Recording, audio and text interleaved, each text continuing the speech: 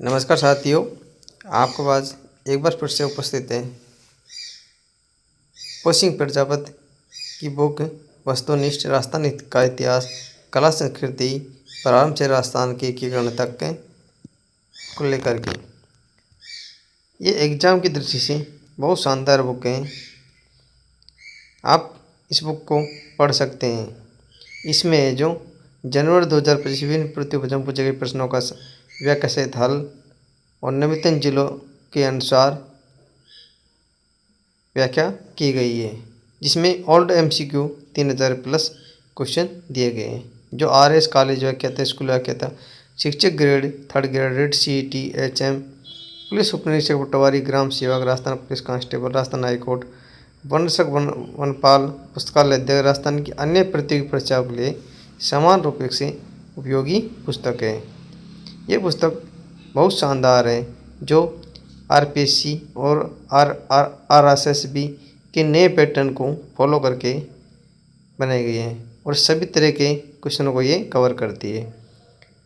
और इस पुस्तक के लेखक हैं पप्पू सिंह प्रजापति, गंगा सिंह मिशन, भीम सिंह सैनी।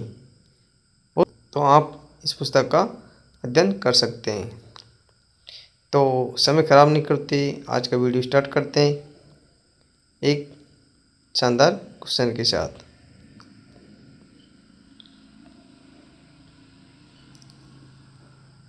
चलिए, इसका एक पहला वीडियो हमने डाल दिया था, जिसको जा कर के आप देख सकते हैं।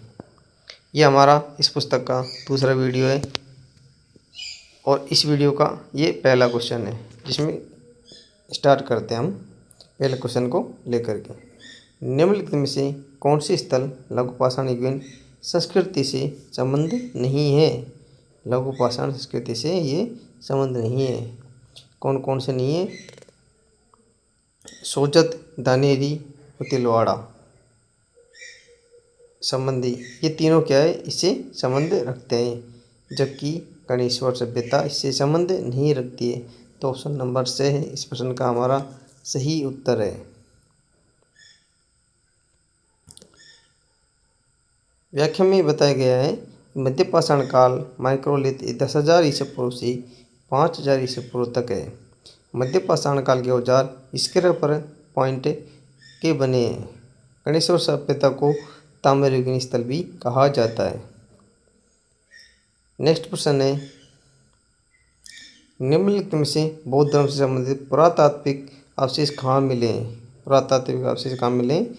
ये बैरटनगर से मिले हैं। बैरटनगर या विराटनगर से मिले हैं। बैरटनगर वर्तमान में बहरौड कोटपुतली जिले में स्थित है। बहरौड कोटपुतली जिले में ये स्थित है।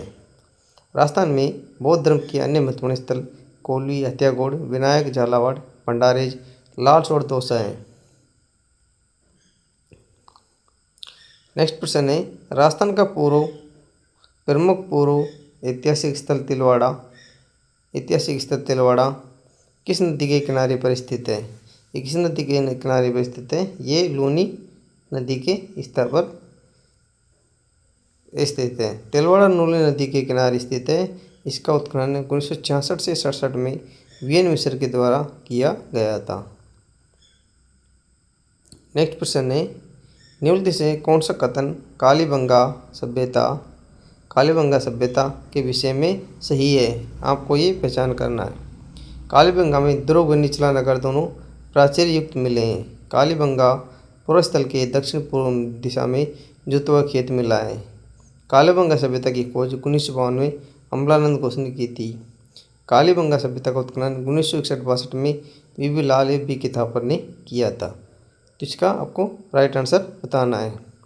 तो राइट आंसर क्या होगा? इसका राइट आंसर है कि इसमें चारों की चारों बातें सही है, क्योंकि इस कालीबंगा में दुर्ग व निचल नगर दोनों प्राचीर युक्त मिले हैं और इसमें जुतवे खेत का भी प्रमाण मिले हैं और इसकी खोज अमलानंद घोष ने की थी 1952 में। ये बात सही है। और इसका उत्खनन कार्य 1961-62 में किया गया था बीबी लाल और बी थापर के द्वारा। तो चारों बातें सही है। तो ऑप्शन नंबर सही, सभी सही हो जाएंगे। ऑप्शन नंबर 1, 2, 3, 4 सभी सही होने वाले हैं। कालीबंगा सभ्यता सरस्वती नदी के किनारे हनुमानगढ़ में स्थित है। कालीबंगा का अर्थ है काले रंग की चूड़ियाँ। कालीबंगा से प्राक हड़प्पा काल के दोहरे जुते हुए खेत मिले हैं, जहाँ गेहूँ बोया जाता था। कालीबंगा से ऊँट की हड्डियों के साक्ष्य, भूकंप के प्राचीनतम साक्ष्य, प्राक हड़प्पा कालीन 7 अग्नि वेदिकाएँ मिली हैं। कालीबंगा को दर्शन शर्मा ने सिंधु घाटी सभ्यता की राजधानी कहा है। क्या कहा है? सिंधु घाटी सभ्यता की राजधानी कहा है। निम्नलिखित में से किस एक अभिकरण ने कालीबंगा उत्खनन कार्य का उत्तरदायित्व संभाला था? राजस्थान पुरातत्व संग्रहालय विभाग जयपुर, भारतीय पुरातत्व सर्वेक्षण विभाग नई दिल्ली, डेक्कन कॉलेज पुणे, मेलबोर्न विश्वविद्यालय ऑस्ट्रेलिया। तो बताना है कि आप किसने संभाला था ये? ऑप्शन नंबर बे, भारतीय पुरातत्व सर्वेक्षण नई दिल्ली ने ये कार्य संभाला था, कालीबंगा के उत्खनन का कार्य। नेक्स्ट प्रश्न है, निम्न में से कौन सा एक कालीबंगा सभ्यता से संबंधित नहीं है? कौन सा नहीं है कालीबंगा से संबंधित? इसमें संबंधित नहीं है लोहे के उपकरण। क्या है? लोहे के उपकरण ये संबंधित नहीं है। ऑप्शन नंबर बे इस प्रश्न का सही उत्तर है। जबकि मिट्टी के ईंटों के घर, दुर्गीकरण और अग्निकुंड ये सभी कालीबंगा से संबंध रखते हैं। ये कालीबंगा से संबंध रखते हैं।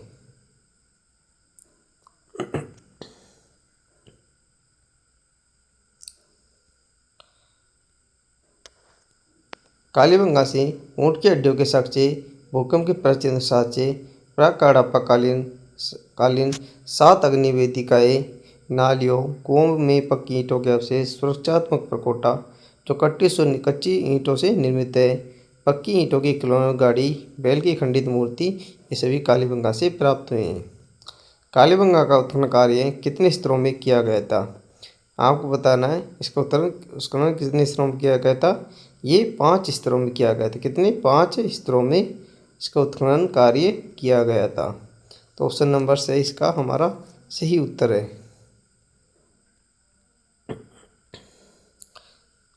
कालीबंगा का उत्खनन 5 स्तरों में किया गया। प्रथम एवं द्वितीय काल के स्तरों को हड़प्पा पूर्व का माना जाता है। कालीबंगा के लोग कच्ची ईंटों से बने मकानों में रहते थे। यवनों के निर्माण में प्राचीर के समान ही समानुपातिक आकार 3:2:1 की ईंटों का इसमें प्रयोग किया जाता था। कालीबंगा स्वतंत्र भारत का पहला पुरातत्व स्थल है, जिसका स्वतंत्रता के बाद पहली बार उत्खनन किया गया। धौलावीरा के बाद कालीबंगा देश का दूसरा सबसे बड़ा पुरातात्विक स्थल है।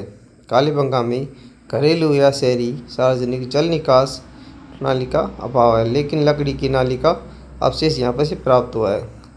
जुतवा खेत रक्षा प्राचीर से बाहर दक्षिण पूर्वी भाग में मिला है। 7 अग्नि वेदिकाओं की पंक्ति प्राप्त हुई है। 7 अग्नि वेदिकाओं की पंक्ति प्राप्त हुई है। ये कहाँ से प्राप्त हुई है? ये कालीबंगा से प्राप्त हुई है। कालीबंगा से ये प्राप्त हुई है। तो ऑप्शन नंबर द इस प्रश्न का सही आंसर है।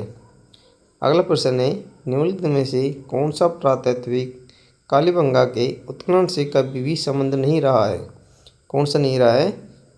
के.एन. पुरी का संबंध इससे कभी नहीं रहा है, जबकि अमलानंद घोष, बीबी लाल, बी.के. थापर का इनसे संबंध रहा है, क्योंकि 1952 में अमलानंद घोष ने इसकी खोज की थी, जबकि बीबी लाल, बी.के. थापर ने इस पर उत्खनन का कार्य किया था।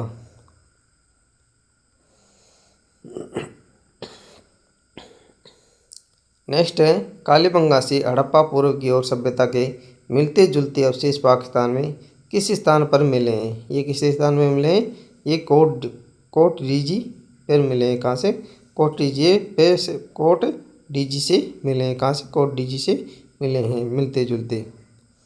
कोटडीजी खैरपुर सिंध पाकिस्तान में स्थित है। ये प्राक हड़प्पा कालीन कालीबंगा से साम्यता रखता है। नेक्स्ट प्रश्न है, राजस्थान की बनास संस्कृति के संबंध में सत्य कथन है। सत्य कथन कौन सा है?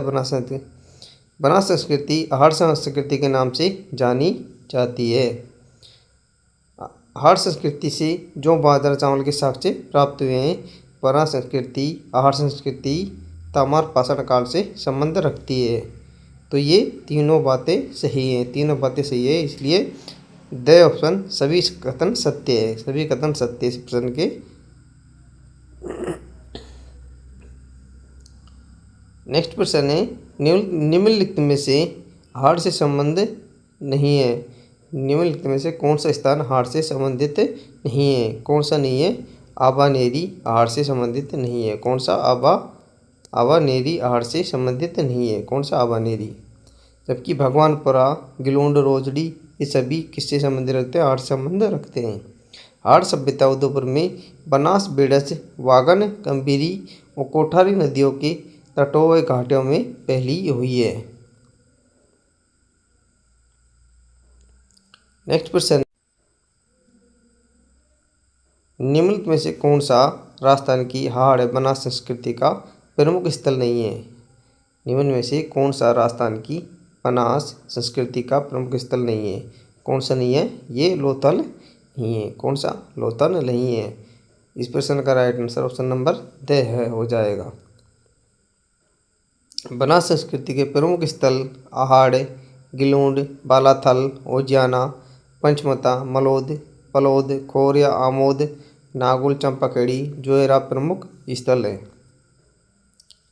नेक्स्ट प्रश्न है, आहाड़ की ताम्रवती नाम से भी जाना जाता है। आहाड़ की ताम्रवती नवग्रह से नाम से भी जाना जाता है, जो घर बनाने के लिए धूप में पक्की ईंटों का उपयोग किया जाता था। अगला ऑप्शन है, जली ईंट का निर्माण किया गया। अगला ऑप्शन है, अर्थव्यवस्था शिकार व पशुओं पालन पर आधारित थी और बड़ी संख्या में तांबे के औजार उपकरण मिले हैं। तो इस प्रश्न का सही उत्तर ऑप्शन नंबर द हो जाएगा। ऑप्शन नंबर द हो जाएगा। बड़ी संख्या में तांबे औजार उपकरण मिले हैं। अगला प्रश्न है, आहाड़ में खुदाई के बाद 4000 साल पुरानी ताम्र पाषाणकालीन संस्कृति की खोज की गई थी, जिसे डैश नामक एक टीले के नीचे दबा दिया गया था। उसे क्या कहते हैं? धूलकोट कहते हैं। क्या कहते हैं? धूलकोट कहते हैं। तो इस प्रश्न का right answer option number A हो जाएगा। प्राचीन शिलालेखों में आहाड़ का पुराना नाम ताम्रवती अंकित है। 10वीं 11वीं शताब्दी में इसे आगाटपुर तथा आगाट दुर्ग के नाम से जाना जाता है। आहाड़ सभ्यता को धूलकोट भी कहा जाता है। राजस्थान के दक्षिण पूर्वी भाग से प्रतिवेदित आहाड़ संस्कृति बनास नदी के बेसिन में विकसित हुई। बनास नदी के बेसिन में विकसित हुई। कहाँ पर? बनास नदी के बेसिन में विकसित हुई। नेक्स्ट प्रश्न है, आहाड़ सभ्यता का उत्खनन कार्य 1953 में सर्वप्रथम किसके निर्देशन में हुआ था? ये किसके निर्देशन में हुआ था? आहाड़ सभ्यता का उत्खनन कार्य ये हुआ था अक्षय कीर्तिव्यास। किसके? अक्षय कीर्तिव्यास। अक्षय कीर्तिव्यास अक्षय कीर्तिव्यास के निर्देशन में इसका उत्खनन कार्य किया गया था। आहाड़ का उत्खनन कार्य 1953 में अक्षय कीर्तिव्यास के नेतृत्व में हुआ। इसके बाद 1953-56 में रतन चंद्र अग्रवाल का द्वारा ये करवाया गया था। इसके बाद 1961-62 में डॉक्टर H.D. साकलिया के द्वारा किया गया था। इस अभियान में P.L. चक्रवर्ती राजस्थान सरकार की ओर से भाग लिया। Doctor H.G. साकलिया ने आहाड़ संस्कृति को ताम्रवती की संज्ञा भी दी है। नेक्स्ट प्रश्न है, आहाड़ के विषय में निम्नलिखित कथनों में से कौन सा कथन असत्य है?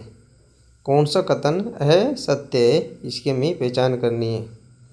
मिट्टी अथवा कच्ची ईंटों से निर्मित भवन और अभी उपलब्ध नहीं है, ये सही है।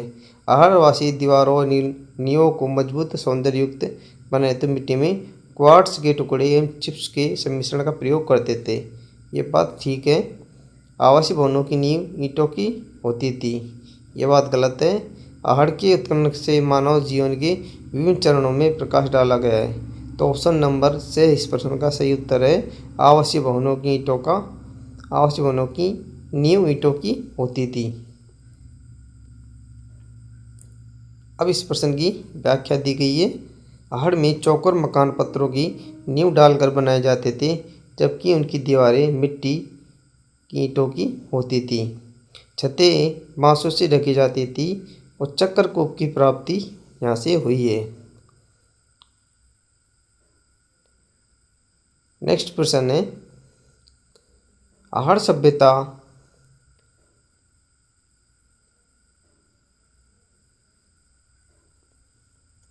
सभ्यता के बारे में निम्न कथनों पर विचार कीजिए। ये क्वेश्चन RS प्री 2021 में पूछा गया था। आहड़वासी तांबा गलाना जानते थे। ये लोग चावल से परिचित नहीं थे।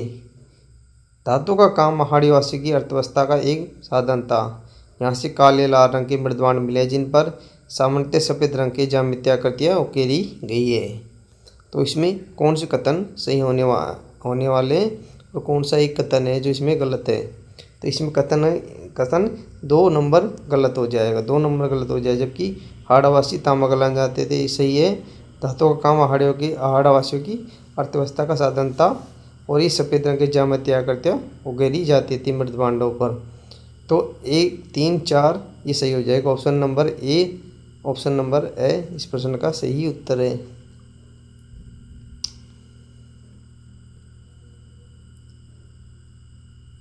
तो साथियों, ये प्रश्न आपके लिए, अगला प्रश्न आपके लिए जो हम छोड़ के जा रहे हैं। आज अनाज रखने के लिए मृदभांड गौर व कोठे निम्नलिखित कौन से स्थल से प्राप्त हुए हैं? आपको कमेंट में क्वेश्चन का उत्तर बताना है और इसके पार्ट 3 को लेकर जल्द हम अगले वीडियो में मिलेंगे। और आज के लिए इतना ही। तब तक के लिए थैंक यू, धन्यवाद।